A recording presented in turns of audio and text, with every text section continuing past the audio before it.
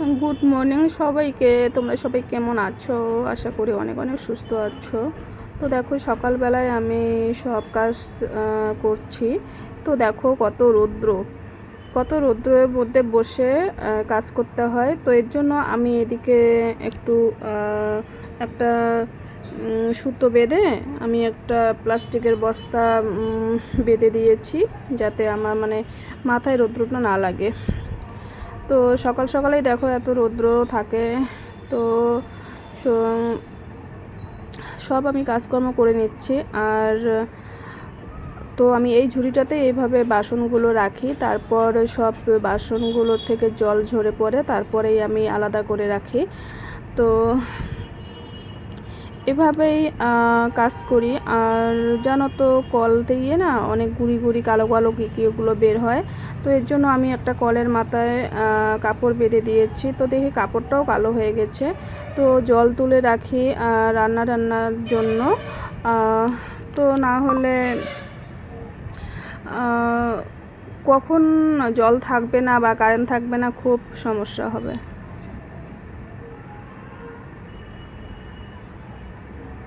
তো এর জন্য জল ঘরে রেডি রাখতে হয়, বা বাথরুমেও জল রেডি রাখতে হয়। কারণ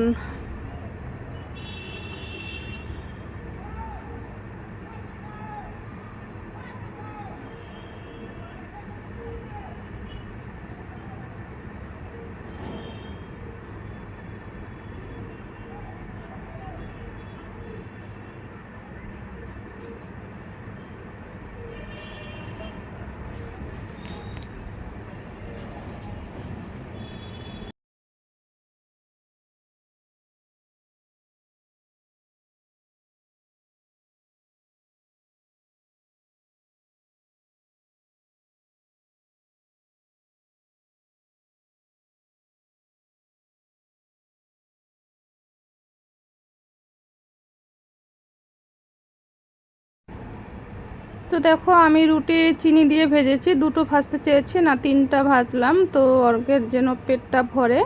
তো আমার ছেলের নাম অর্ঘ, তোমরা এর আগেও শুনেছ। তো অর্ঘকে আমি এভাবে রুটিটা ভাজিয়ে দিলাম, যেন আর অর্ঘ তেল দিয়ে রুটি পছন্দ করে না। তো 2-3 ফোঁটা এরকম দিয়ে চিনি দিয়ে কিন্তু ওকে ভেজে দিলাম। ও তো বলছে যে ও সবজি খাবে না। তো কিছু কিছু সবজি খায় জানো, আর বাচ্চা মানুষ কত আর সবজি খাবে বলো, তবু তো ও খায়। কিন্তু ছোটোবেলা তোমরা জানো না, এক মুঠ 2 চামচ ভাত খাওয়াতে 2 ঘন্টা আমার লাগতো জানো। মানে তোমাদের না বলি, আমার সর্দি আমাকে মারছিল একদিন, আমি ওকে মারছি।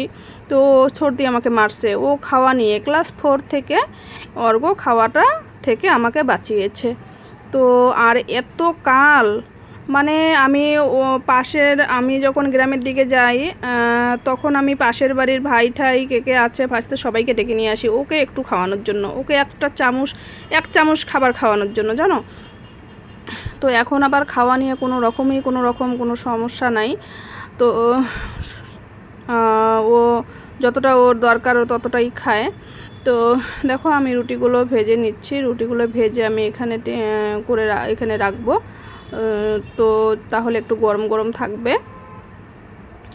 আর দেখো আমি গ্যাসটা কিন্তু উল্টো দিয়ে নিয়ে বসে আছি, উল্টো দিয়ে এভাবে রান্না করতে হয়, কারণ গ্যাসটা না মানে সোজাভাবে বসবে না, কারণ জায়গাটা খুব কম, জায়গাটা খুব চাপানো। এটা অ্যাকচুয়ালি কোনো রান্নাঘর না, এখানে এক্সট্রা করে একটা রুম শুধু যে আছে, রুমের সামনে একটু এটা বেলকনি বলে, এখানে একটু দাঁড়িয়ে রাস্তা টাস্তা দেখো বা এখানে টুকিটাকি কিছু একটু রাখো, সেটার জন্য। কিন্তু এটা অ্যাকচুয়ালি রান্নার জন্য না। তো যাই হোক, আমরা ভাড়া নিয়েছি, ওভাবেই করতে হবে।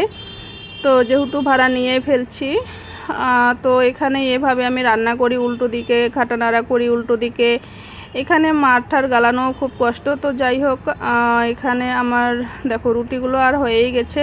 তোমরা জানো না রুটি ভাজানোটা রুটি করাটা আমার এখন অনেকটাই ভালো লাগে, কিন্তু আগে আমার রুটির কথা শুনলে আমার মাথা গরম হয়ে যেত জানো, তার থেকে আমি অন্য কিছু কাজ করব এরকম লাগে।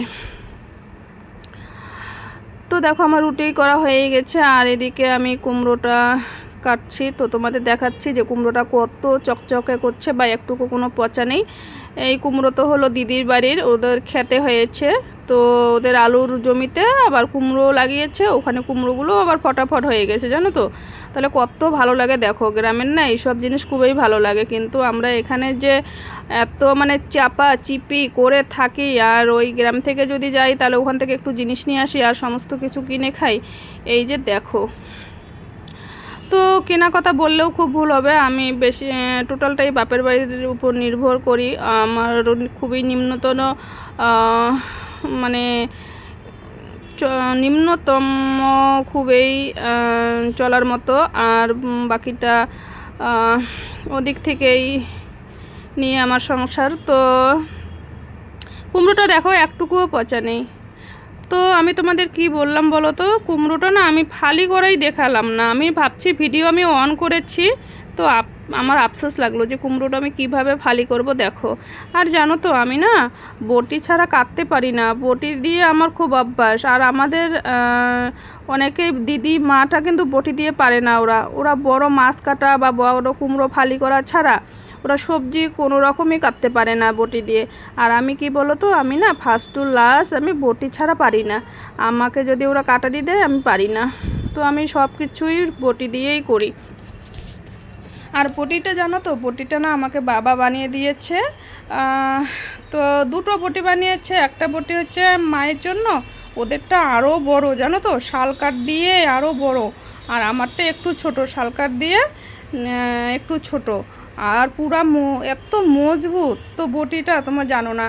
তো আমার যখন নতুন সংসার, যখন মানে নতুন তখন আমার ছেলে ছিল না, তখন নতুন সংসার, তখন আমি না একটা মেলা থেকে বটি কিনেছিলাম।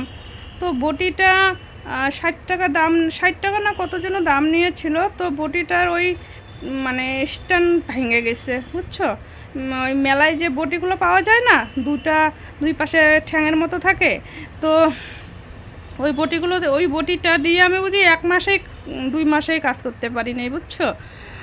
তো ওই বটিটা মানে তারপরে আমি কষ্ট করে চালাইছিলাম চাকু টাকু দিয়ে। আর ওই রকম বটি আর আমি কিনিনি। তো বাবা পরে এইটা বানিয়েছে,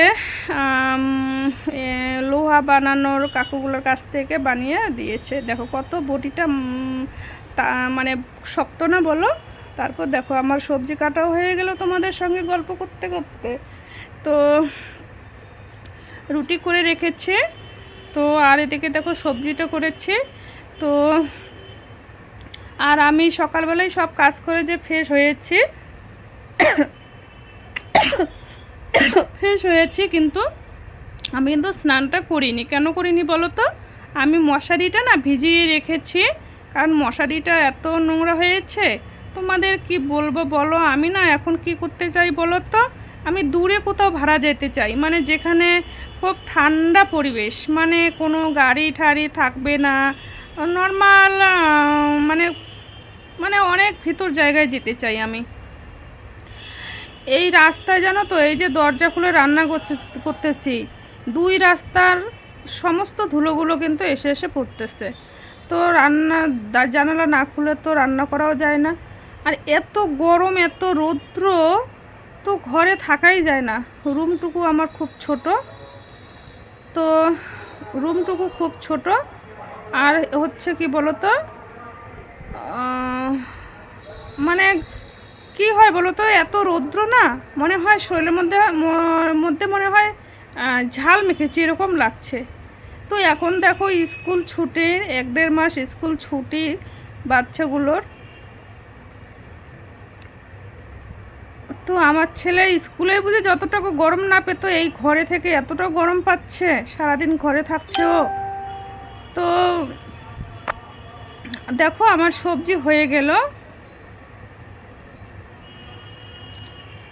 আর তো আমি এখানে খাচ্ছি, কিন্তু আজকের এই খাবারটা নিয়ে তো আমার মনে পড়ে গেল বলো তো, আমরা বাড়িতে আগে না খুব খেতাম, তখন আমার বিয়ে হয়নি। অনেক কাকুরা মানে জমিতে কাজ করতো, আমরা সবাই মিলে, আমরা তখন বোনরা বিয়ে হয়নি তখন না, কুমড়ো রুটি এরকম করে অনেকগুলো করে করতাম। তো ওইভাবে সবাই মিলে খেতাম, সবাই মিলে কাজ করতাম, সবাই মিলে খেতাম। তো দেখো আমার না ওই দিনটার কথা মনে পড়লো, আর তো মনে পড়লো খুব, কিন্তু ভালো লাগে। অর্ঘ্যকে বললাম দেখো অর্ঘ্য খাও, আগে আমরা এটা খুব খেতাম, এই যে কুমড়ো, মিষ্টি কুমড়ো সবজি আর রুটি আমাদের খুব বাড়িতে হতো। তো অর্ঘ্য খাও, আগে আমরা ছোটোবেলা খুব খেতাম। অর্ঘ্য বলে কি না আমার না ভালো লাগছে না, আমি কুমড়োটা না যখন মানি প্রথম দিয়েছে তখন আমার ভালো লেগেছে। তো যখন কুমড়ো আমরা কিন্তু অনেক কয়টা কুমড়ো খাইলাম জানো। তো দিদিবাড়ির কুমড়ো, জামাইবাবু শুধু আমাকে আলু, এক বস্তা আলু আর ওই কুমড়ো দিয়েই ভালোবাসে, বুঝছো তোমরা। তো জামাইবাবুকে আমার বলারই মনে থাকে না, ওদের বাড়ি যাই আর তো বলারই মনে থাকে না যে তুমি তো সারা বছরের নামে আমাকে কুমড়ো আর আলু দিয়েই ভালোবাসো। ও ওইটাই হয়ে যায় শালির আদর, শালির যত্ন, শালির খবর নেওয়া ওটাতেই হয়ে যায়, তাই তো। আলু হচ্ছিল না তখন আমাকে ডাকছে, কিরে তুই আয়, আইসে এক বস্তা আলু নিয়ে যা, পরে আবার শেষ হইলে বুঝবি কিন্তু, এইরকম করে ডাকছে আমাকে জানো। তো তোমাদের সঙ্গে এইভাবে গল্প করতে দেখো খুব ভালো লাগে, সব এইসব শেয়ার করি। তো আজকের ভিডিওটা এখানেই শেষ করলাম। তো আর আমি আরও আমার কাজ আছে, আমি রান্না করতে হবে, আমি বেরোবো কাজে। তো আমি স্নান করব কখন বলো তো, মশারিটা ভিজে রেখেছি না, মশারিটা ধুয়ে দেব। ছেলেকে বলছি যে আসো একটু খাইয়ে দেই, খাবে? বলছে না আমি খাবো না, ও 3টা রুটি খেয়েছে না, ওর পেট ভরে গেছে। তো দেখো আমি এর জন্যই স্নান করিনি, তোমাদের যে বলছি। তো আমি কাপড় কাচ্ছি, ওগুলো কাপড় জানো তো শুকিয়ে গেছে, এত রৌদ্র, এত রৌদ্র। দেখো এদিকে উপরে, আর আকাশটা দেখো কি কত ভালো লাগছে আকাশটা, আর গাছগুলো এতগুলো